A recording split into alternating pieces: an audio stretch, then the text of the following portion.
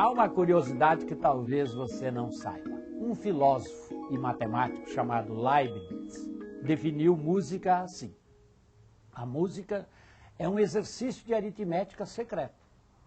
E muitas vezes aquele que a ela se entrega não sabe, não percebe que maneja números. Se nós recuamos, digamos, alguns milhares de anos, talvez vamos encontrar um homem na caverna que pintou lá um bisão, pintou um bicho qualquer. Talvez seja a primeira manifestação da arte. E qual foi a primeira manifestação da ciência? Registra-se como sendo a de Pitágoras, novamente um filósofo e matemático, que por volta do século V a.C., esticou uma corda e viu que ela produzia sons. Depois pegou a quarta parte, a metade, os 3/4 e criou uma escala musical. E novamente falou sobre música e número. Manejando frações, fez música. Não é interessante? O primeiro experimento científico da matemática foi numa arte, a música. Música e matemática, arte e matemática são expressões da beleza que o homem persegue e segue construindo.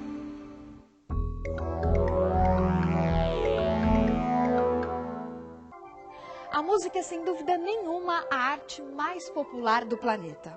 Mas o que pouca gente sabe é que por trás de um chorinho ou de uma complexa sinfonia de Villa-Lobos, existem relações matemáticas muito simples que ajudam a formar, ao lado do talento dos homens, o edifício sonoro da nossa música.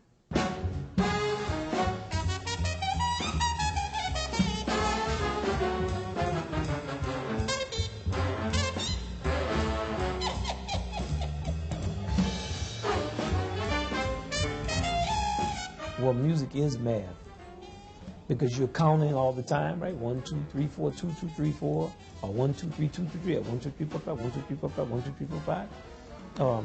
The notes of the scale, each harmony is a frequency, which is mathematics. When they all come together, it's many frequencies.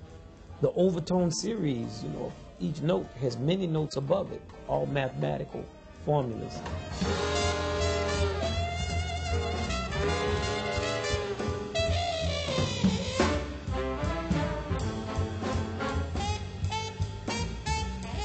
The spatial layout of music, like, is the music 32 bars or is it 400 bars? It's like geometry. Many different types of music.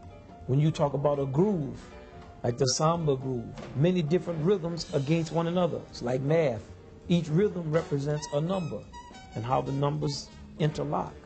So music is math.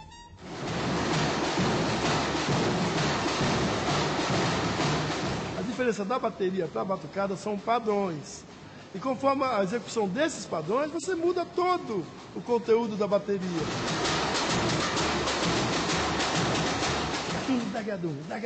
Isso é um padrão de ritmo. Daqui a pouco, é automático, cabeça, boca. Isso são vários padrões, né? Isso é um.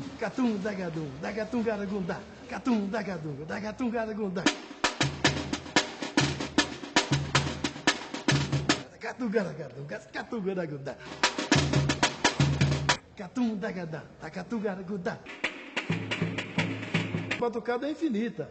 A batucada você bate na porta, bate na barriga, bate na mão, bate no pé.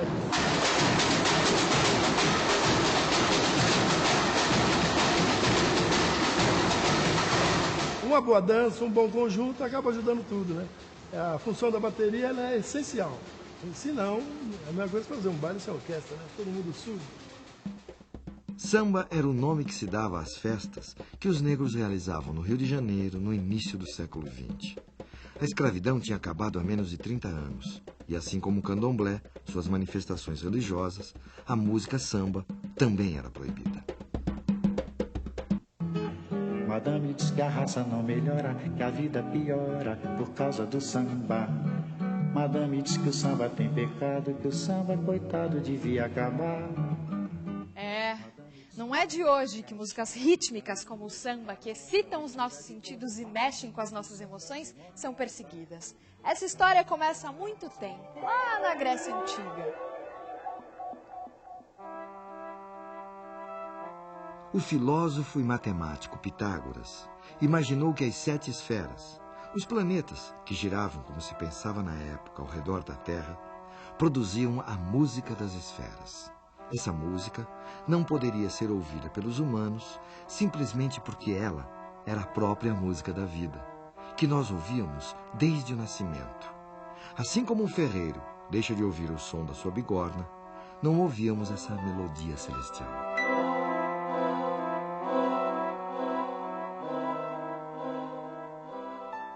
Um outro filósofo grego, Platão, tomou 2 séculos depois a música das esferas como modelo ideal do cosmos e também da vida em sociedade.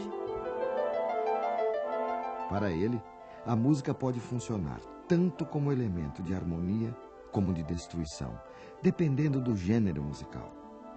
Em primeiro lugar, estão as músicas que ajudam o cidadão a encontrar o equilíbrio, a elevação, aproximando-o dos deuses.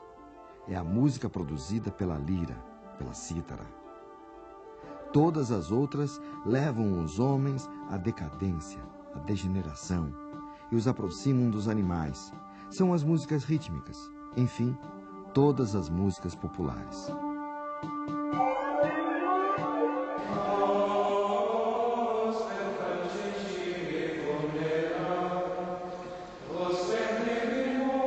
Em linhas gerais, a gente podia dizer que o canto gregoriano, ele é antes, acima de tudo, palavra cantada, né? E não qualquer palavra, palavra de Deus cantada. Todos os textos que o canto gregoriano usa são, via de regra, extraídos ou, diretamente ou inspirados nas Sagradas Escrituras, né? Tanto no Antigo quanto no Novo Testamento.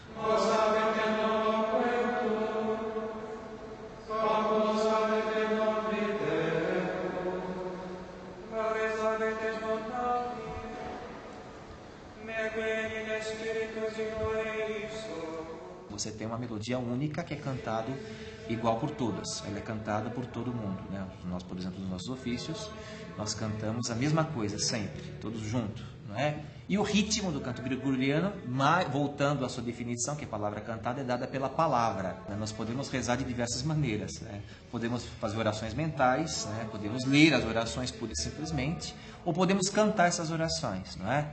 Então, nós vemos no canto uma forma mais perfeita, por assim dizer, de orar. O canto gregoriano se esforçava em deixar de fora toda e qualquer possibilidade de ruído ou combinação desagradável aos ouvidos, buscando assim uma suprema harmonia que, pouco a pouco, as vozes dos monges encontravam através do uníssono.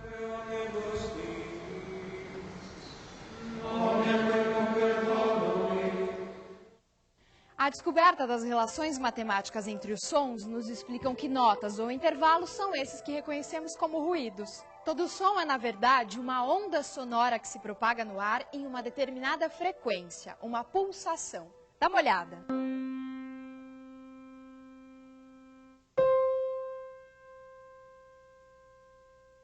O som produzido pelos nossos passos são uma frequência. 3 passos por segundo.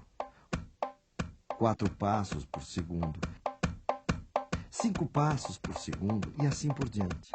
Se pudéssemos ouvir 440 passos em 1 segundo, teríamos este som. Esta é a nota Lá. Essa frequência é de 440 Hz, que significa 440 pulsos em 1 segundo. Todas as outras notas musicais são também frequências.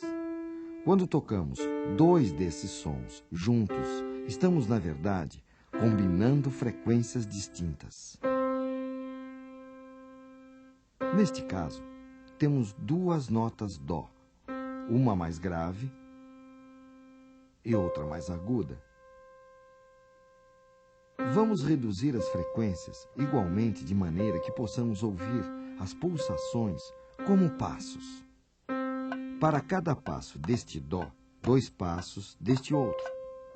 Portanto, uma mesma nota, mais grave e mais aguda, tem uma relação matemática de 1 para 2. Se combinarmos o Dó com um Sol, teremos isso. Para cada 2 passos do Dó, 3 do Sol. A combinação de um Dó com um Fá gera a fração de 3 para 4. Esses são os intervalos mais agradáveis ao ouvido humano. São formados por frações simples. 1 para 2, 2 para 3, 3 para 4.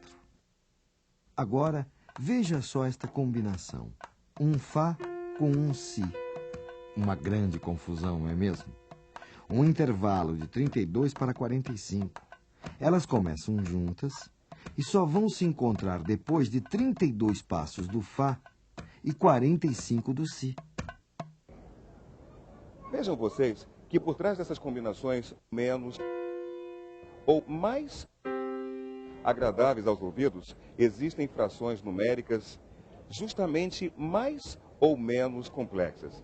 E essas frações complexas é que foram evitadas nos cantos gregorianos. E ainda fez com que a igreja, na Idade Média, proibisse a sua execução. E elas ficaram conhecidas como diábolos em música, o diabo na música, ou apenas trítono. Trítono, o diábolos em música, é na verdade a combinação de 2 sons que tenham entre eles 3 tons inteiros. Num piano fica fácil de ver. Entre uma tecla preta e uma branca, temos meio tom. Se pegarmos um Fá, por exemplo, meio, 1, 1,5, 2, 2,5, 3. Entre um Fá e um Si, temos um trítono. Para entender isso melhor, teremos que dar um novo passeio pelo mundo grego e conhecer um pouco mais o trabalho do filósofo e matemático Pitágoras. Mas isso no próximo bloco.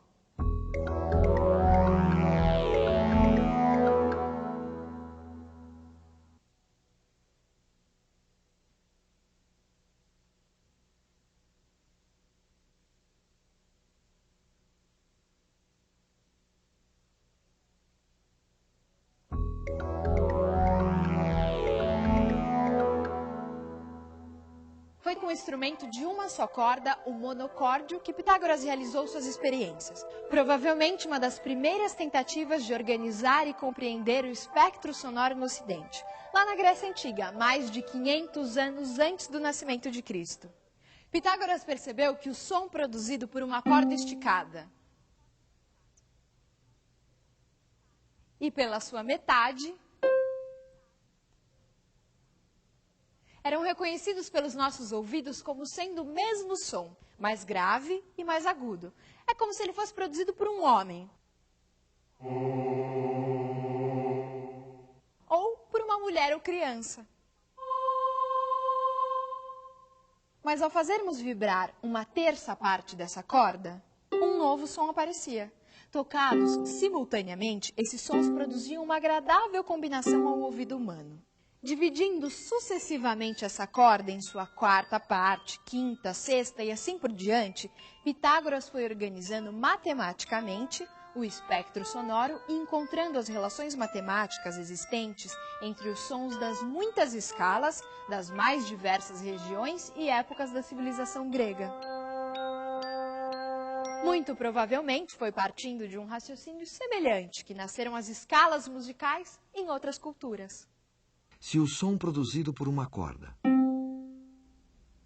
e o som produzido por essa corda, reduzida a uma terça parte, produzem uma combinação agradável, o que aconteceria se, repetindo o mesmo raciocínio, também dividíssemos esta corda que produz esse novo som em 3?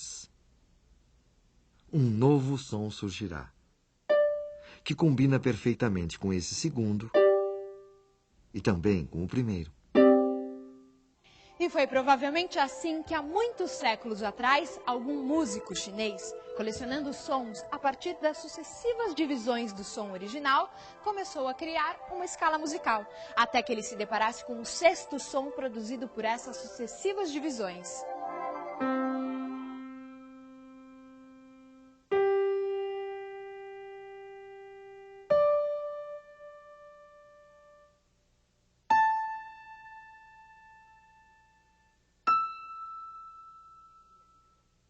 Pela primeira vez, nessa experiência, um som não combinava com o som original.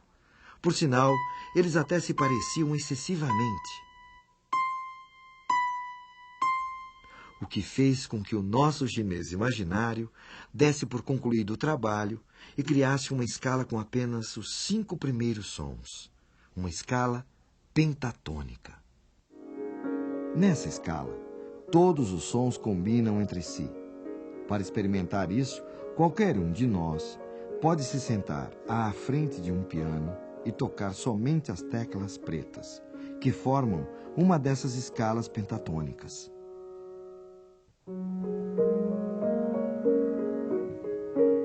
A escala pentatônica é a escala da música oriental, especialmente da música chinesa, japonesa e dos hindus.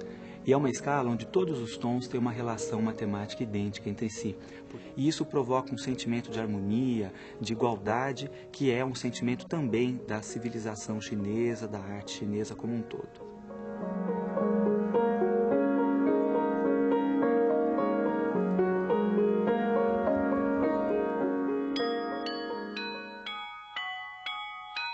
Aquele sexto som encontrado pelo nosso chinês também traz uma relação matemática complexa com o som original, de 15 por 16. Além do que, 15 por 16 é quase 16 por 16, ou seja, 1, o som original. Pela extrema semelhança e pela complexidade existente na relação desses sons, ele foi afastado do universo sonoro chinês. Foi justamente a incorporação dessas combinações de sons que incomodavam o ouvido que deram vida à música tonal, imortalizada pelo compositor Johann Sebastian Bach. Bach certamente percebeu que se o trítono estabelecia a relação mais complexa entre os sons de uma escala, ao escorregarmos esses sons para os que estivessem imediatamente ao lado, ou seja, Fá para Mi e Si para Dó, sairíamos da dissonância para a consonância, do ruído para o prazer, da tensão para o repouso.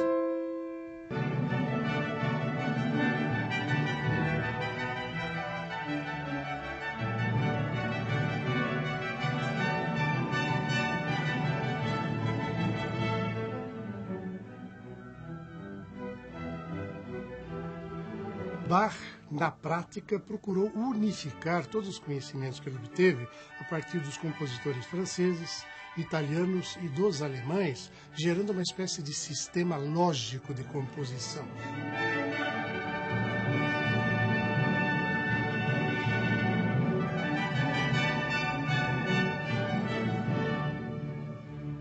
Usando principalmente a questão do trítono, que era chamado de o diabo na música, não? Porque ele gerava instabilidade no discurso musical, incentivava as emoções profundas, o que os religiosos da época principalmente abominavam. E ele trabalhava com o trítono para gerar instabilidade musical, portanto tensão musical, e com as melodias para gerar a parte estática da música, a parte contemplativa.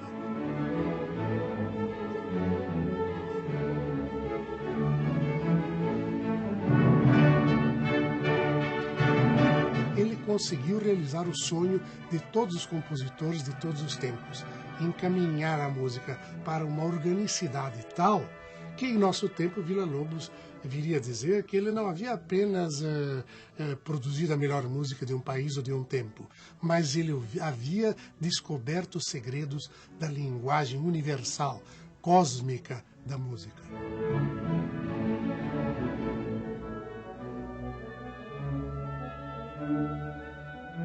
Meu caro amigo, eu sempre tenho prazer quando eu faço uma coisa que tem prazer.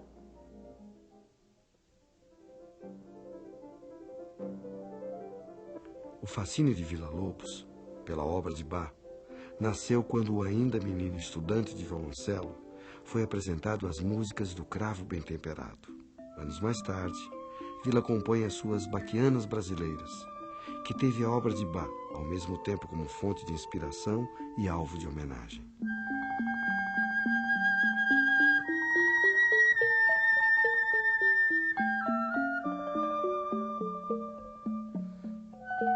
Tão importante quanto a influência dos compositores clássicos foi o gosto de Villa-Lobos pelas modas de violas, cantigas de roda, os cantadores e repentistas que ele ouviu em suas viagens pelo interior do país no início do século XX.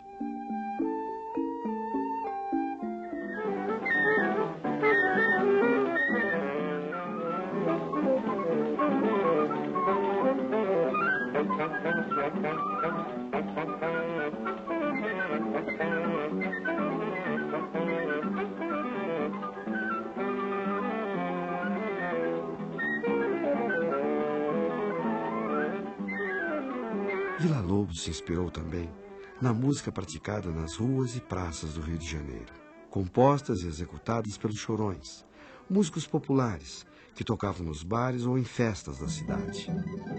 Tal interesse o levou a estudar violão escondido de seus pais, que não aprovavam sua aproximação com os autores daquele gênero, considerado marginal.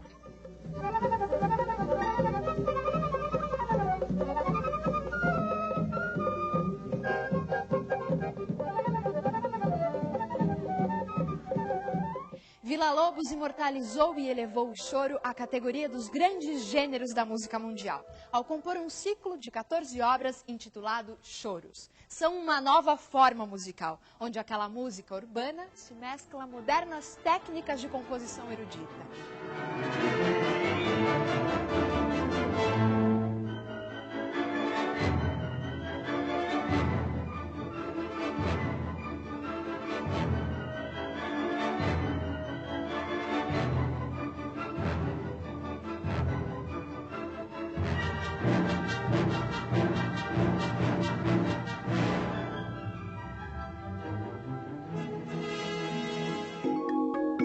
Não sei se você sabia, para Pitágoras, a beleza está associada à simplicidade da representação matemática. Por exemplo, o cubo era para Pitágoras a expressão a 3 dimensões mais bonita que ele podia conceber. Já no plano, o círculo e a sua harmonia era o que havia de mais belo. Ele gostou tanto dessa sua ideia que chegou a dizer: tudo é número. Isto é, ele queria dizer que todas as relações possíveis podiam ser expressas por uma relação matemática. E quanto mais simples fosse essa relação, mais bela seria esta expressão.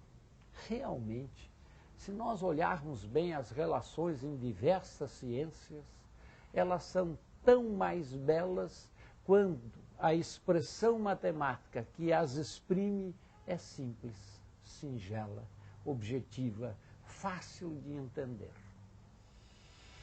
Não sei se ele tinha razão em dizer tudo é número, mas uma coisa nós não temos dúvida. Em se tratando da música, quando fala da harmonia, da beleza, ele andou bem perto.